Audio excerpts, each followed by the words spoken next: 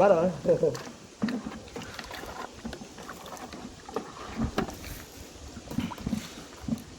ಇದು ಸುರಿ ಬರುತ್ತೆ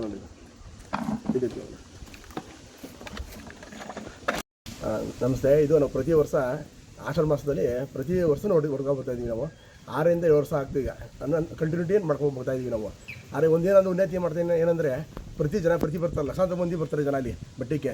ಅವ್ರದ್ದೇನಾಗುತ್ತೆ ಅಂದರೆ ಕರ್ಪೂರ ಹಚ್ಚೋದು, ಅಷ್ಟಗುಂಬ ಹಚ್ಚೋದು ಹಿಂಗೆಲ್ಲ ಮಾಡಿ ಸುಮಾರು ತೊಂದರೆ ಆಗುತ್ತೆ. ಅದು ನೀವು ಮಾಡಿ ಬೇಡ ಅಂತ ಹೇಳಲ್ಲ ನಾವು, ಆ ಸೈಡಲ್ಲಿ ಮಾಡಿ, ಯಾರೂ ತೊಂದರೆ ಕೊಡೋದಾಗಲಿ ಇನ್ನೊಂದಾಗೋದು ಬೇಡ.